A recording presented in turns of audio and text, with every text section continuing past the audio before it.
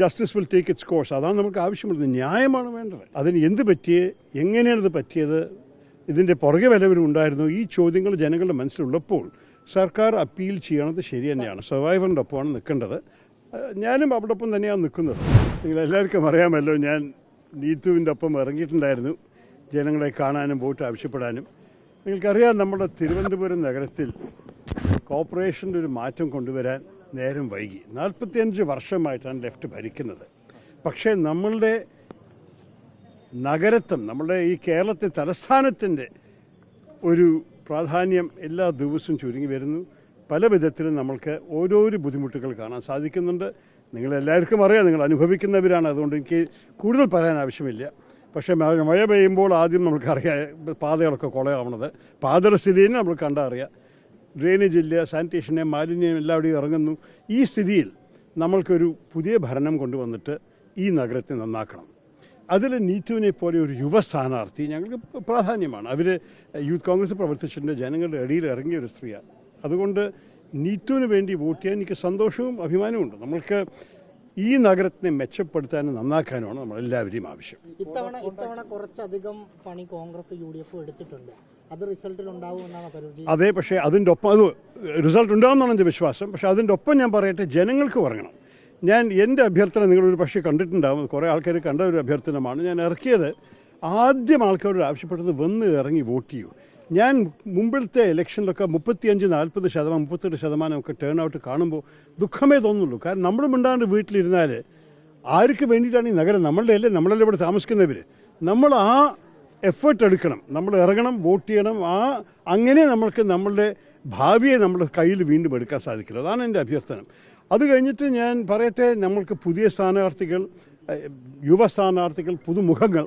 പക്ഷേ വെറും മുഖത്തിൻ്റെ കാര്യം മാത്രമല്ല, അവർ കഴിവും നോക്കി, അവരുടെ അറിവും നോക്കി, അവർ ജനകീയരായ സ്ഥാനാർത്ഥികളായിട്ടാണ് ഞങ്ങൾ അവരെ ഇറക്കിയിരിക്കുന്നത്. അപ്പോൾ എനിക്ക് തോന്നുന്നു ഈ തവണ സാധ്യതകൾ നല്ലതാണ് UDFൻ്റെ. എന്തായാലും മാറ്റത്തിന് വൈകുന്ന ജനങ്ങളുടെ മനസ്സിൽ നല്ലോണം കയറിയിട്ടുണ്ട്. സോറി, ഞാൻ പറയട്ടെ, നമ്മൾക്ക് ഒരു ജുഡീഷ്യൽ ജഡ്ജ്മെൻറ്റിനെ കുറിച്ച്, ഒരു വിധിയെക്കുറിച്ച് നമ്മൾ സംസാരിക്കുന്നത് ശരിയല്ല. പലവർക്കും ചോദ്യങ്ങളുണ്ട് ഇതിൽ.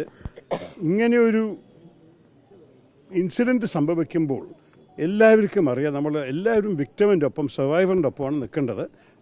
ഞാനും അവിടെ ഒപ്പം തന്നെയാണ് നിൽക്കുന്നത്. അതിൽ ജഡ്ജ് കണ്ടുപിടിച്ച തീരുമാനത്തിനെ ചോദ്യപ്പെടുത്താൻ നമുക്ക് ആർക്കും അവകാശമില്ല. സർക്കാർ അപ്പീൽ ചെയ്യുന്നുണ്ട്. എപ്പോഴും പറയും ഇംഗ്ലീഷിൽ justice will take it's course. അതാണ് നമുക്ക് ആവശ്യമുള്ളത്. ന്യായമാണ് വേണ്ടത്. എല്ലാ വിധത്തിലും ഒരു വ്യക്തിക്ക് സംഭവിച്ച വല്ലാത്ത മോശ കാര്യങ്ങൾ നമ്മളെല്ലാവർക്കും ഒരു നാണക്കേടാണ്. അതിന് എന്ത് പറ്റിയേ, എങ്ങനെയാണിത് പറ്റിയത്, ഇതിൻ്റെ പുറകെ വല്ലവരും ഉണ്ടായിരുന്നു, ഈ ചോദ്യങ്ങൾ ജനങ്ങളുടെ മനസ്സിലുള്ളപ്പോൾ സർക്കാർ അപ്പീൽ ചെയ്യണത് ശരി തന്നെയാണ്. അതിനെക്കാട്ട് കൂടുതൽ എനിക്ക് പറയാനുള്ള അവകാശമില്ല. നമ്മൾ ജഡ്ജിമാർക്കും ജുഡീഷ്യറിക്കും വിട്ടുകൊടുക്കണം. സർക്കാരിന് വേറെ പണിയൊന്നും ഇല്ലാത്തത് കൊണ്ടാണ് അപ്പീലിന് പോകുന്നതെന്ന് UDFൻ്റെ കൺവീനറും പാർലമെന്റിൽ താങ്കൾക്കൊപ്പം സഹപ്രവർത്തകനുമായ അടൂർ പ്രകാശ് പറയുന്നു. നോക്കൂ, എൻ്റെ അഭിപ്രായത്തിൽ നമ്മൾ ഇതിലൊരു സൈഡ് എടുക്കുന്ന പ്രശ്നമല്ല, ന്യായത്തിൻ്റെ സൈഡിലാണ് നിൽക്കേണ്ടത്. Justice is what matters. അപ്പോൾ ഈ സർവൈവറിൻ്റെ വിഷയം നിങ്ങളെല്ലാവർക്കും അറിയാം. അവർക്ക് നല്ല ധൈര്യത്തോടെ ഇതിനെ മുന്നോട്ട് കൊണ്ടുപോകാൻ സാധിച്ചതിന് നമുക്ക് സല്യൂട്ട് ചെയ്യണം. കാരണം പല കേസുകളിലും ഈ വിഷമങ്ങളും ബുദ്ധിമുട്ടും പ്രഷേഴ്സും ഒക്കെ സംഭവിക്കുമ്പോൾ പല മഹിളകൾ ഇങ്ങനെയുള്ള കേസിനെ മുന്നോട്ട് കൊണ്ടുപോയിട്ടില്ല. ഇവർ 8 വർഷം ഇനി മുന്നോട്ട് കൊണ്ടുപോയ ശേഷം അവർക്കും അവസാനത്ത് ഒരു ന്യായം കിട്ടി, ജസ്റ്റിസ് കിട്ടിയെന്നൊരു തോന്നലുണ്ടാവണം. അതുകൊണ്ട് ആ പ്രോസസ്സ് നടക്കട്ടെ. അഥവാ ഈ ജഡ്ജ്മെൻറ്റ് കറക്റ്റ് ആയിരുന്നുണ്ടെങ്കിൽ ഹൈക്കോടതി തീരുമാനിക്കട്ടെ. നമ്മളെന്തിനാണ് ഇവിടെ ഇരുന്നിട്ട് തീരുമാനിക്കണം? നമ്മളുടെ കയ്യിൽ എല്ലാ എവിഡൻസൊന്നും ഇല്ലല്ലോ. അത് നിയമപ്രകാരം ന്യായം വരട്ടെ. അതാണ് എൻ്റെ ഈ സമൂഹ മാധ്യമങ്ങളിലേക്ക് താങ്കൾക്ക് വീർ സവർക്കർ പുരസ്കാരം കിട്ടി എന്ന ഒരു പോസ്റ്റ് ഇത് ഞാൻ ആദ്യ തവണയാണ് കേൾക്കുന്നത്. മാധ്യമക്കാരന് മാത്രമേ കേട്ടിട്ടുള്ളൂ. എനിക്കൊരു പിടുത്തമില്ല ആരാണ് ഈ അവാർഡ് തന്നിരിക്കുന്നത്, ആർക്കാണിത് കൊടുത്തിരിക്കുന്നത്, ആരുടെ കയ്യിൽ നിന്നാണ് കിട്ടേണ്ടത്. ഞാൻ ഇങ്ങനെ ഒരു അവാർഡ് സ്വീകരിച്ചിട്ടേ ഇല്ല. അത് ആദ്യത്തെ തവണ ഞാൻ കേൾക്കുന്നത്. അതിനെക്കുറിച്ച് അന്വേഷിക്കട്ടെ. നമ്മൾ ഇപ്പോഴെന്തായാലും എൻ്റെ അറിവ് നിങ്ങളാണ് തരുന്നത്. അതുകൊണ്ട് എന്നോട് ചോദിച്ചിട്ട് ഒരു കാര്യമില്ല. ഈ അവാർഡിൻ്റെ പ്രസക്തി എന്താണെന്ന് എനിക്കൊരു പിടുത്തമില്ല.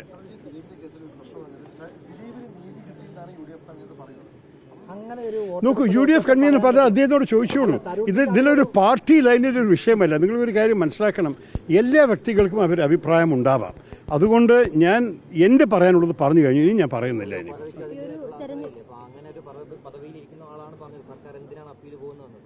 അത് ഇന്നൊരു വോട്ടെടുപ്പ് ദിവസമാണ്. എൻ്റെ അഭിപ്രായത്തിൽ അഥവാ ഈ മഹിളയുടെ മനസ്സിൽ അവർ പിന്തുണ കൊടുക്കുന്ന എല്ലാവരെയും മനസ്സിൽ ചില ചോദ്യങ്ങൾ എപ്പോഴും ഉണ്ടെങ്കിൽ ആ ചോദ്യങ്ങളെ പൂർത്തിയാക്കാൻ വേണ്ടി സർക്കാർ മുന്നോട്ട് പോട്ടെ. എനിക്ക് ഈ സർക്കാരിൻ്റെ കേസിലത്തെ ജഡ്ജിമാരുടെ ഒരു തീരുമാനം അവസാനം നമ്മൾ കാത്തിരിക്കേണ്ടത്. അതിനൊന്ന് കാത്തിരിച്ചാൽ പോരെ.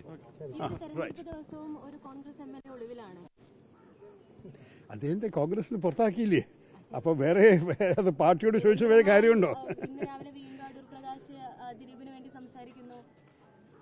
Look, I am not accountant. ഒരു കാര്യം മനസ്സിലാക്കണം, ഞാൻ വല്ലതും പറയുകയോ ചെയ്യുകയോ ചെയ്താൽ നിങ്ങൾ എന്നോട് ചോദിച്ചോളൂ.